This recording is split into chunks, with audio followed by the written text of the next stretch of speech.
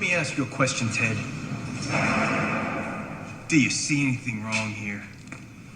No. We got no weapons, do we? No, do we? No, do we? No, Mr. What's going on, guys? Got the engine, got the trans out. I mean, the goal was to get the transmission out, but because of the E153 swap, you can't get the transmission out with the engine still in the bay. There's no room to slide the transmission out, so yeah, you gotta take the whole thing out. It's actually easier to pull the entire engine transmission as one piece, at least for me, than it is to just try and pull the transmission. Because, you know, it's like I don't have AC or power steering or anything like that, so I don't have to worry about any of that nonsense. It's just, you know, my 2 twist locks and maybe 1 or 2 other plugs that I didn't run through the twist locks, and the fuel quick connect and throttle cable, radiator out, axles disconnected, engine mount unbolted, and then, you know, she's out. So anyways, what I've discovered so far. So what I have discovered so far, basically exactly where we left off at with the other video. Oil inside the bell housing. You can see it's pretty shiny in there. I smudged that out. I was looking for cracks in the housing, but I don't see anything that looks like a crack. I'm fairly certain the leak is coming. It's not helping at all. The leak is coming from the input shaft. It's yeah.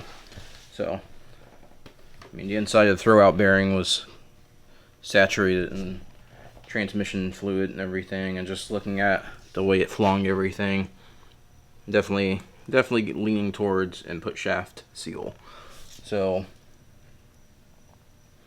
yeah, definitely not the main seal, because there's no oil being flung on the back of this plate here. It's all dry. There's only oil in between where this is leaked out, you know. So it's not the main seal. Definitely transmission. So I gotta pull this guy apart. I gotta go print out some instructions, because it's been a while. You know, I've only done it once. I remember most of it, but I think for the most part it's gonna be a ordeal. Definitely does not come apart as easily as the G series transmission, which I guess is a good thing. On multiple fronts, you know. So anyways, I don't know.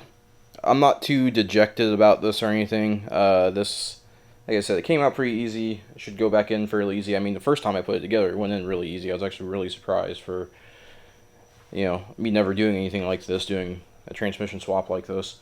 So that's not my, I mean, it looks like a lot of work, but it's really not. That's not my area of concern. My main area of concern is pulling this transmission apart and replacing that seal, because that's a job. So I think that's probably going to take more time than it took me to get the engine and transmission out of the car, just getting that transmission apart, let alone popping that bearing out and popping the seal out and replacing the seal and all that. But yeah, so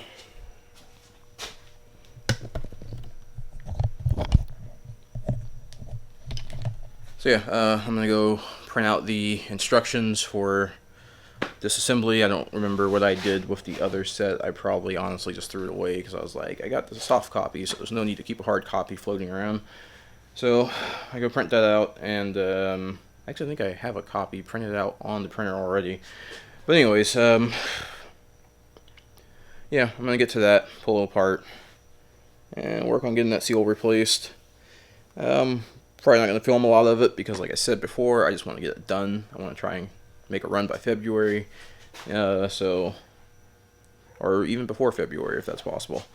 So yeah, I'm going to go ahead and do that. I'm probably going to pull the intake manifold off again while I have it off, and I'm going to go in there with a flex hone and actually finish the porting job. And I'm going to work on routing some of this stuff, you know, just to make it a little bit cleaner. Because, I mean, while it's out, I might as well go ahead and take care of a few things I kind of wanted to take care of before, but just didn't feel like it at the time. So anyways, I'm going to get to it. Alright, as you can see, I have made some progress. So, engine, well, you already know the engine's out. The transmission is disassembled. Discovered the issue. It's pretty obvious once you take a look at it. So I was thinking maybe just the seal was tore up or something.